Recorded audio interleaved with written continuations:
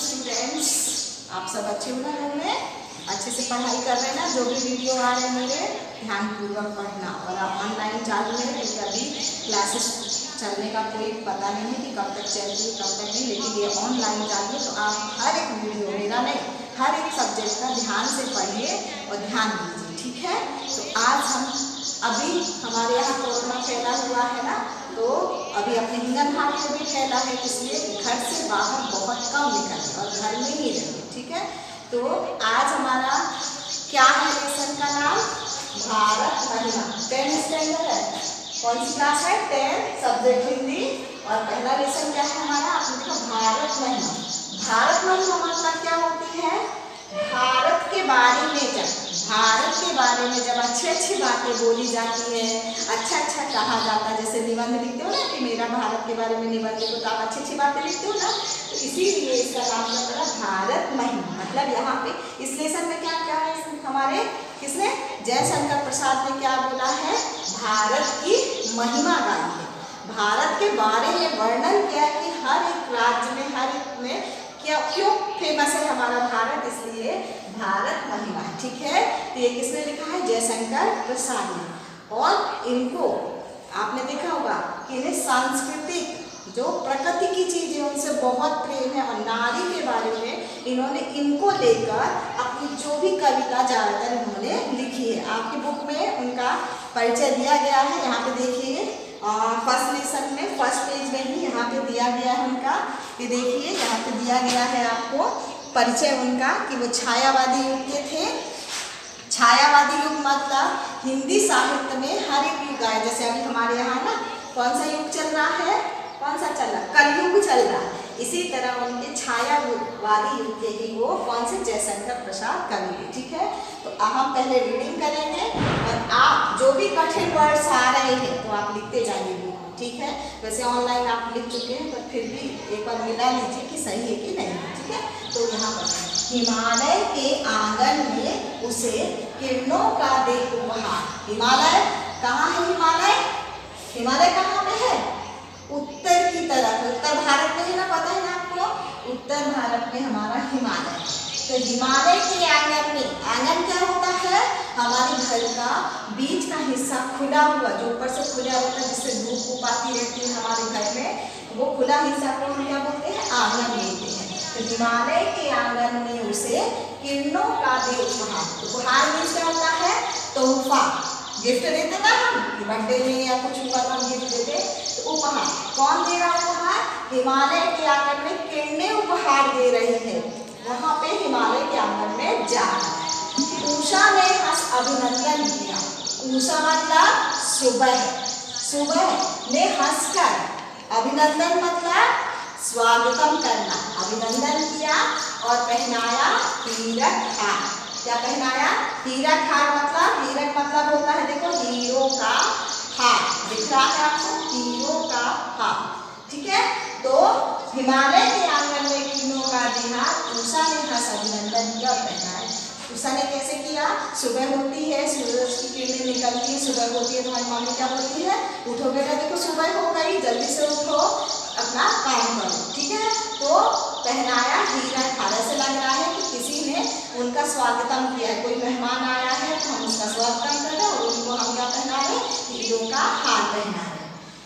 जगे हम लगे जगाने विश्व, विश्व मतलब पता है ना, पूरा संसार आता था उसमें। तो जगे हम भी जागे और हम दुनिया को भी जगाने लगे। लोक में फैला फिर आलोक।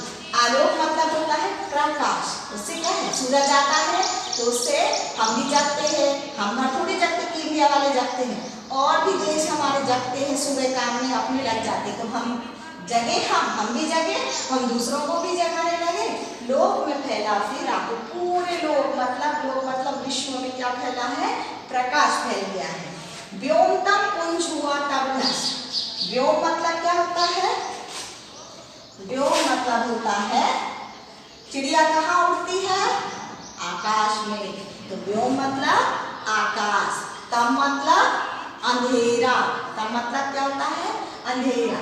और पुंज मतलब होता है समुद्र। रात को कैसा रहता है? रात देखिए ना आपने, रोशनी रहती है क्या? नहीं रहती ना।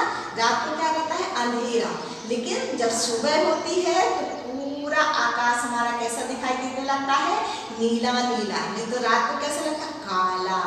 तो व्योमतम पुंज हुआ तब नष्ट, नष्ट मतलब खत्म हो गया, अंधेरा खत्म हो गया। अखिल संस्कृति हो पूरी अशोक, पूरी, अखिल मतलब क्या होता है यहाँ पे, संपूर्ण, संस्कृति मतलब संसार, पूरी संसार कैसा हो गया है, शोक रहित हो गया, मतलब खुश हो गया है कि रात खत्म हो गई और एक नया दिन निकल आया है। ठीक है। विमल वाणी ने वीणा ली, वीणा मतलब आपने सरस्वती माता की फोटो देखी है ना, उनके हाथों में वीणा रहती ना, वो वीणा लेके बजाती रहती, तो वो है वीणा। और विमल मतलब पवित्र, पवित्र वाणी, वाणी मतलब क्या होता है, बोली। तो पवित्र बोली, जब उन्होंने सरस्वती माता ने वीणा लेके उसको बजाना शुरू किया है, अपने कमल कोमल कर में संप्रीत, कर मतलब होता है क्या होता है हमारा, हाँ, संप्रीत मतलब प्रेम पूर्वक। जब सरस्वती माता ने हाथों में वीणा लेके और उसके संगीत को, जो स्वर को उन्होंने छेड़ा है, उससे क्या हुआ, सप्त स्वर, सप्त स्वर मतलब, सप्त मतलब क्या होता है, सात, सात स्वर। सात स्वर कौन होता है, म्यूजिक में जो कोई म्यूजिक जानता है, मानसी जानती है तो उसको पता होगा, म्यूजिक में सा रे गा मा पा धा नी सा कितने रहते हैं, सात स्वर रहते हैं। सप्त सिंधु मतलब सात नदियां, सात नदियां कौन सी हैं, यहाँ पे मैं लिख रही हूँ, सात नदियां हैं हमारी, चेनाब, सतलज, रावी, सिंधु, झेलम।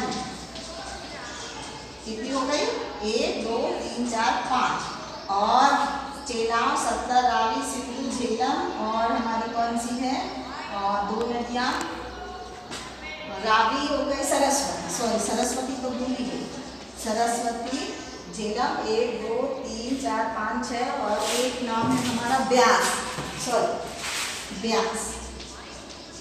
ठीक है।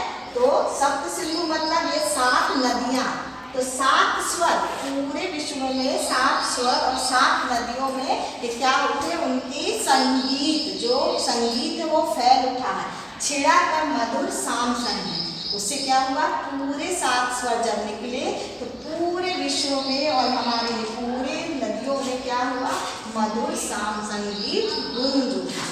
ठीक है, इतना है समझ में। हिमालय के आंगन में उसे किरणों का दे उड़ा, ऊषा में हंसा नंदन किया पहना हीरा खाना, जगे हम लगी जगाने विश्व, लोक में फैला फेरा लो, व्योमतम पुंज हुआ तब नष्ट, अखिल संस्कृति हो उठी अशोक, विमल वाणी ये वीणा ली, कमल कोमल कर में संप्रीत, सप्त स्वर सब सिंधु में उठे, छिड़ा का मधुर शाम संगीत। ठीक है, आप समझ में।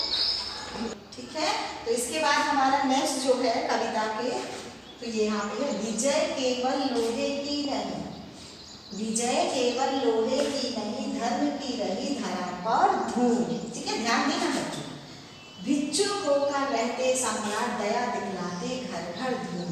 अब विजय मतलब जीतना। ठीक है, केवल लोहे की नहीं रही, लोहा मतलब यहाँ पे लोहे का मतलब क्या लिया गया है, हथियारों से, लिया गया है हथियारों से। हथियार, हथियार बनते ना हमारे, बंदूक हो गई, तलवार हो गए, कुछ भी बनते तो क्या बनते हैं, लोहे। तो विजय केवल लोहे की नहीं रही, धर्म की रही धरा पर। धरा मतलब धरती।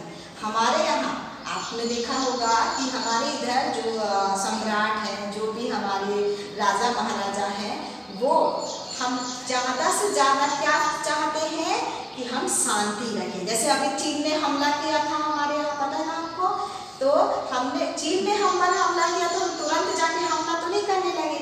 हमारे मोदी जी ने पहले उनसे शांति रखने का प्रस्ताव रखा कि शांति रखे, अपनी अपनी सीमाएं में हम रहे। तो सबसे पहले उन्होंने शांति रखने का काम किया, अगर फिर भी नहीं मानेंगे तब फिर हम हमला करते हैं। तो सबसे पहले हमारे धर्म यही है कि आज से नहीं, पुराने जमाने से, मतलब प्राचीन समय से भी विजय केवल लोहे की नहीं रही, हमारे धर्म की रही धरा पर। हम धर्म को मानते रहे कि धर्म रहे हमारे यहाँ। जैसे सम्राट अशोक के बारे में आपने सुना होगा, हिस्ट्री में पढ़ा है कि सम्राट अशोक ने बहुत सारे युद्ध किए और एक कलिंग युद्ध, जो कलिंग का युद्ध हुआ इतना खराब हुआ, यानी बहुत खतरनाक हुआ। तो उन्होंने देखा कि पूरे मैदान में लाशों के ढेर पड़े हुए हैं और उनमें उनकी पत्नियां, उनके परिवारजन रो रहे हैं क्योंकि उनका एक सदस्य मर गया है। तो उन सारों को देखकर उनके यहाँ करना जाए, तो उन्होंने क्या किया कि युद्ध ना करने का निर्णय लिया और उन्होंने कौन सा अपनाया धर्म, बौद्ध धर्म। देखो भिक्षुक होकर रहते सम्राट, फिर क्या किया, भिक्षुक मतलब भिखारी होकर, भिखारी बने। सम्राट अशोक ने बौद्ध धर्म अपनाया। बौद्ध धर्म में क्या बोला गया है कि भिक्षा लेके खाओ, घर घर जाओ भिक्षा लेके खाओ और दूसरों को धर्म के बारे में जानकारी दो कि ये क्या है, गलत है, युद्ध करना गलत है, शांति फैलाना। तो भिक्षुक होकर रहते सम्राट दया दिखलाते घर घर दो, घर घर जाके वो क्या शांति का संदेश पहुंचा रहे हैं, संदेश पहुंचा रहे हैं। ठीक है, तो सम्राट अशोक के एक पुत्र और एक पुत्री थे, उसके नाम यहाँ लिख रही। अगर बाई चांस क्वेश्चन आता है तो आपको वो पता होनी चाहिए। तो पुत्री का नाम था उनकी संमित्रा, संमित्रा, ठीक है, और पुत्र का नाम था महेंद्र।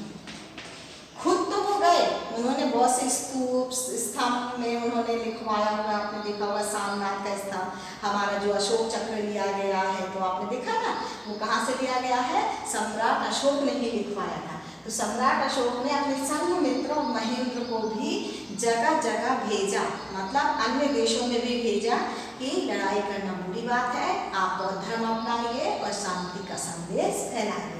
तो गौरी को दिया दया का दान। गौरी मतलब यहाँ गौरी कौन है, मोहम्मद गौरी है, हिस्ट्री पढ़ा है आपने। मोहम्मद गौरी ने हम पर आक्रमण किया, तो हमने हमारे आक्रमण किया, तो हमारे सम्राट ने उनको क्या किया, हरा दिया। तो लेकिन उसको मारा नहीं। सबसे पहले क्या रहती है कि हम अपने जो हमारे सामने जो रहता है शासक, जो हमसे लड़ता है, अगर वो हार गया तो हम उसको क्या करते हैं, मारते नहीं, हम उस पर दया दिखाते, हम उसको छोड़ देते। लेकिन वो हमको नहीं छोड़ता, वो बराबर हमको मार देता है। तो गौरी को दिया दया का दान, चीन को मिली धर्म की दृष्टि। चीन अभी चीन चालू ही आपने तो देखा होगा, चीन को मिली धर्म की दृष्टि, मतलब बौद्ध धर्म जो हुआ तो कहाँ पहुँचाया, चीन में। ठीक है, फिर मिला था स्वर्ण भूमि को रत्न। स्वर्ण भूमि मतलब क्या होता है, स्वर्ण भूमि मतलब, स्वर्ण मतलब होता है सोने का, सोने, और इसको हम बोल सकते हैं श्रीलंका है जैसे। तो मिला था स्वर्ण भूमि को रत्न मतलब आभूषण, रत्न मतलब आभूषण, ठीक है, आभूषण। सील मतलब होता है नम्रता, नम्रता, ठीक है। तो सील की सिंघल को भी सृष्टि, सिंघल मतलब होता है श्रीलंका, ठीक है। तो श्रीलंका को भी सृष्टि मिली। क्या मिली, आपने देखा होगा कि श्रीलंका में बौद्ध धर्म का ज़्यादा ही प्रचार हुआ है, ज़्यादा लोग मानते हैं वहाँ। तो ये कहाँ से गया, हमारे इंडिया से ही गया है, वहाँ से नहीं आया, हमारे इंडिया से ही राजा पर ये संघमित्रा महेंद्र को भेजा उन्होंने प्रचार करने के लिए, तब जाके उन्होंने उस बौद्ध धर्म को अपनाया। ठीक है, तो किसी का हमने छीना नहीं, हम किसी का नहीं छीनते, हमारा भले चाहे लोग छीन के ले जाते हैं, जैसे कोहनूर हीरा छीन के ले गए, अंग्रेज आए तो वो छीन के ले गए, तो हमने किसी का छीना नहीं। प्रकृति का रहा पालना, यही पालना मतलब पालने वाला, क्या होता है, पालने वाला। ठीक है, रुको यहाँ पे मैं लिख रही हूँ, प्रकृति पालना मतलब पालने वाला, पालने वाला। हमारी आपको पता है भारत को पहले क्या कहते थे, सोने की चिड़िया, क्योंकि यहाँ एक से एक आभूषण, एक से एक खनिज, एक से एक चीजें मिलती हैं जो दूसरे देशों में नहीं मिलती। तो हमने किसी का नहीं छीना, हमसे ही लोग छीन के ले गए। प्रकृति का रहा पालना है। प्रकृति का क्या है, एक से एक चीजें हमें प्रकृति देती रही और लोग हमसे छीन के ले जाए, पर हमने किसी का नहीं छीना।